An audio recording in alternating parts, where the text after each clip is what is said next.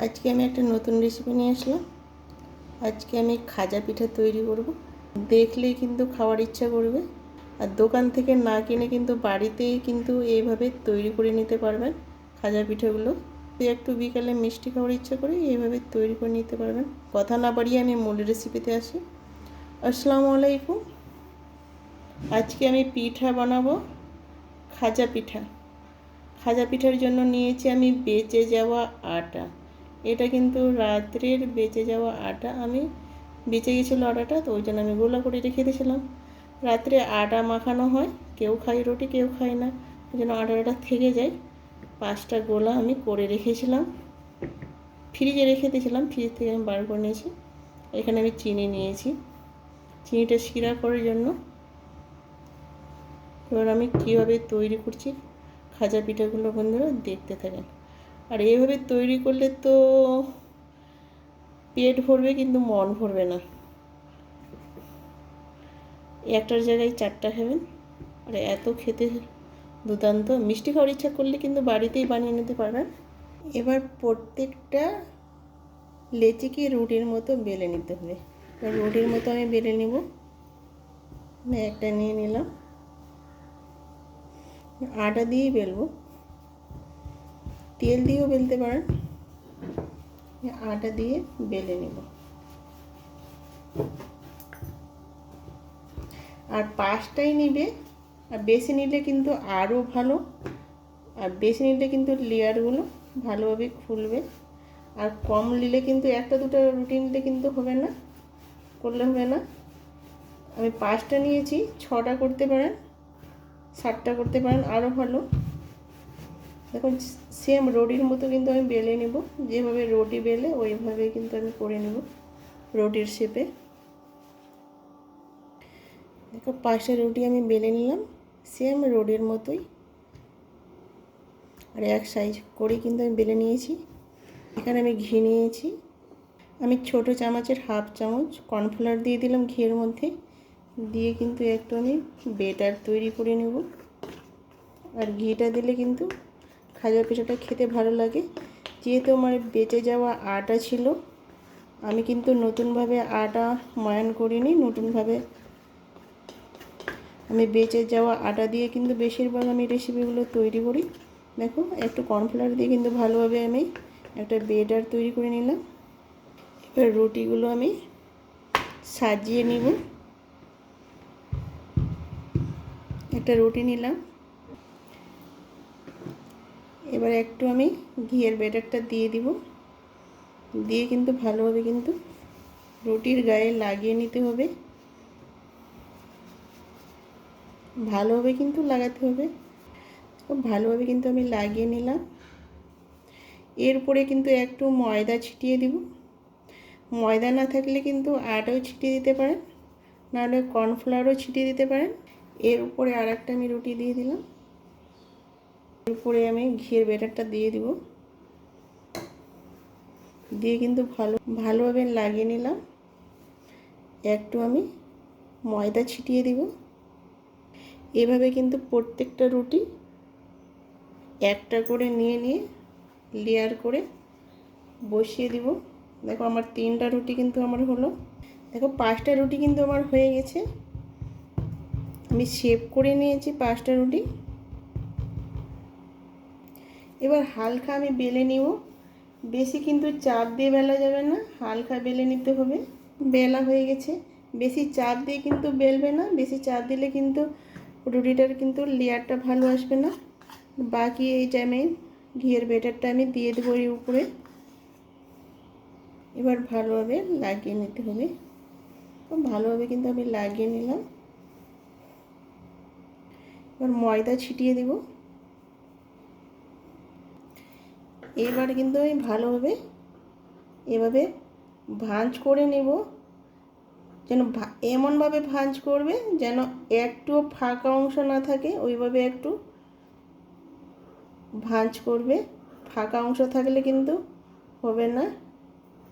দেখো একটু হালকা চেপে চেপে কিন্তু করতে হবে, বেশি ফের চাপ দেবে না, বেশি চাপ দিলে কিন্তু চুপসে যাবে আর লেয়ারগুলো ভালো আসবে না।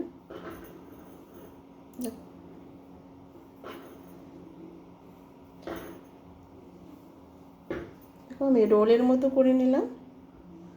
এইভাবে একটু আমি এখানে চেপে চেপে দিব।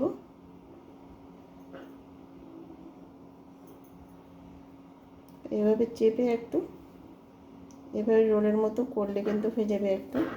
দেখো এবার কেটে নিব।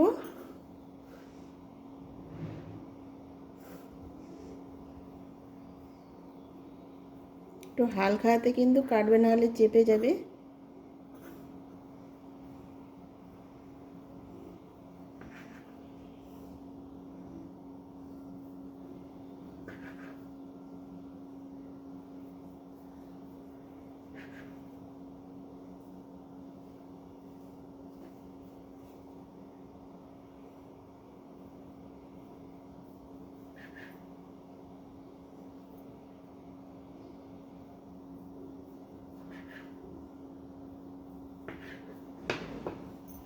তো সবগুলো আমি কেটে নিলাম।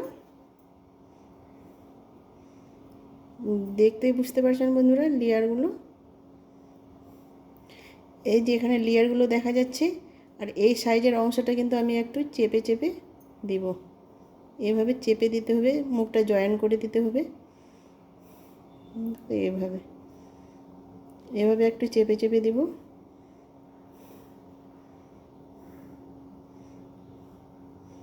এইভাবে সাইডের অংশটা একটু চেপে দেব।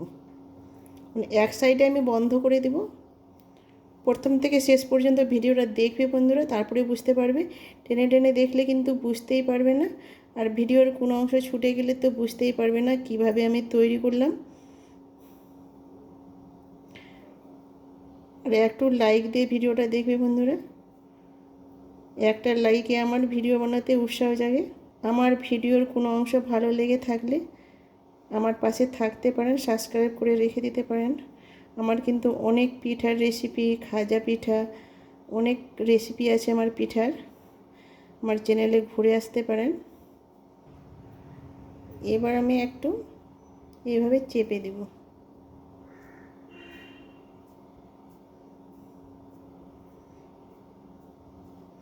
এভাবে একটু চেপে চেপে দিতে হবে। একটু বেলনা দিয়ে কিন্তু আমি একটু করে দেব। দেখো হালকা হাতে কিন্তু করতে হবে। এভাবে করে নেব।